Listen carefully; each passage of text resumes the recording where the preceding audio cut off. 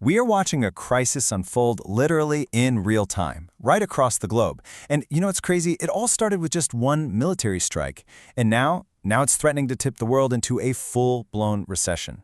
So let's break this down. We're going to see exactly how that one single flashpoint started to pull the whole system apart, thread by thread. All right, so here's how we're going to tackle this. First, we'll look at the geopolitical spark that lit the fuse. Then, we'll follow that massive energy shockwave as it ripples out and starts to just fracture global supply chains. After that, we'll see how the big players, the central banks and corporations, had to scramble to react. And finally, we'll get to Wall Street's verdict on all this chaos. It's not pretty. Okay, so this is where it all kicks off. The entire chain reaction we're about to unpack, it was set in motion by one single, incredibly high-stakes military move in the Persian Gulf. An attack and a retaliation that, well, basically changed everything for the global economy. So you have an Israeli strike on Iran's huge South Pars gas field. And Tehran's response? It was fast, and it was absolutely devastating. On March 19th, they unleashed this massive barrage of missiles, hitting critical energy hubs all over the region. But the real knockout blow? That was the hit on Ras Laffan in Qatar. That single attack instantly blew a hole in the global supply of liquefied natural gas, a hole that's not getting fixed for years. And with an attack like that, you can bet the markets felt it. I mean, immediately. These weren't just ripples, they were full-on shockwaves tearing through the energy markets. People were calling it the biggest oil supply disruption in history, and the reaction was, well, it was panic. Just look at this. On that same day, March 19th, the price of Brent crude just exploded. It shot up, peaking at an insane $119 a barrel. It was pure panic buying across the board. So with prices going wild, the response had to be just as big. The International Energy Agency stepped in and did something pretty much unheard of. They authorized this massive, coordinated release of 400 million barrels from strategic reserves. It was a desperate move, really, just to try and stop the bleeding. But here's the thing that really shows you how scared everyone was. Even with that huge emergency release, we get this report from the Wall Street Journal. Saudi officials were warning, behind the scenes, that if this chaos continued for just a few more weeks, oil could rocket past $180. A number like that, that's not just a high price, that's a global economy killer. It would trigger what they call catastrophic demand destruction. Basically, everything grinds to a halt. Right. So this isn't just about numbers on a screen or traders panicking. This was real. The physical flow of energy was being disrupted, and that started to cripple actual economies, from the most fragile nations all the way up to the most powerful ones. And the very first domino to topple? Cuba. The country was already on the edge, and then, boom. On March 21st, their main supply of oil from Venezuela just stopped. The national power grid completely collapsed. We're talking 10 million people plunged into darkness overnight. It became an immediate humanitarian crisis, with the government desperately calling on Moscow and Beijing for help. Okay, so that's a vulnerable nation. But then, you look halfway across the world, to a modern, developed economy like Australia.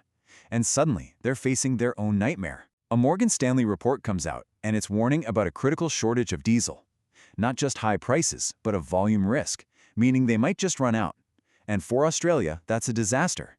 It threatens to paralyze their entire mining and farming sectors, which in turn messes up the supply of raw materials for all of Asia. And that knock-on effect leads us to this really incredible situation for Japan. They found themselves caught in what you might call an energy pincer movement, a real trap. On one side, they're losing crude oil from the Middle East because of the Hormuz situation. And on the other side, their supply of natural gas from Australia is now at risk. They were getting squeezed from both directions.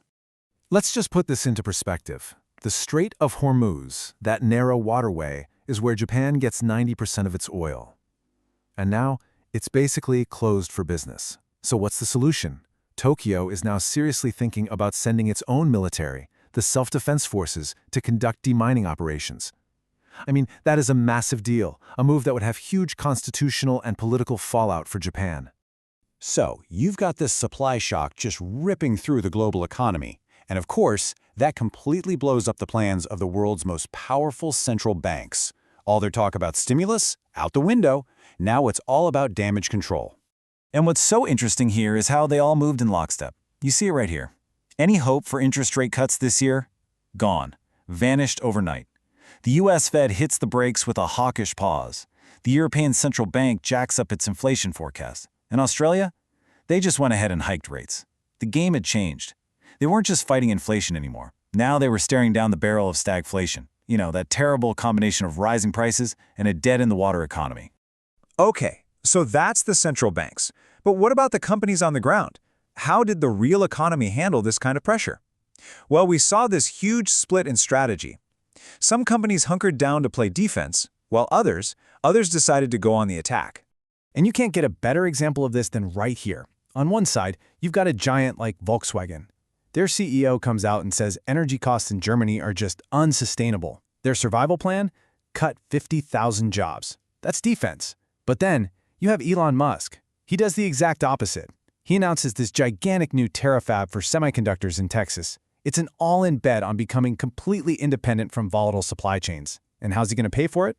With a potential $50 billion IPO for SpaceX. Total offense.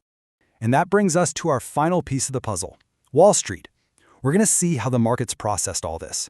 Because when you combine this huge macro shock with a sudden, nasty corporate scandal, you really start to see how terrified the big money players were getting. So, check this out. On March 20th, a company that was the absolute darling of the AI boom, Supermicro, just implodes. The stock collapses over 30% in one day. Why? The feds indict them for a $2.5 billion scheme to smuggle high-tech AI gear to China. And the real fear wasn't just the legal trouble. It was the existential threat that its most important partner, NVIDIA, could just cut off their supply of chips. Game over. So you have all this chaos, and the strategists over at JP Morgan are looking at the markets and thinking, you guys are not taking this seriously enough. They thought everyone was way too calm about the Hormuz situation, so they did something about it. They officially took an axe to their year-end forecast for the S&P 500, cutting it all the way down to 7,200. And their logic for such a big cut? It was simple, and it was brutal. They put out this report, and it pointed to one cold, hard historical fact. In the last 50 years, when we've seen an oil shock this big, 80% of the time, a global recession has followed. 8 times out of 10. The odds were not good. So, there you have it. From one single flashpoint to a full-blown, system-wide crisis in just a few days. If this whole sequence has shown us anything, it's just how fragile, how interconnected our global system really is. And it leaves us with the one question that really matters now. Is a major global recession no longer a risk, but an inevitability?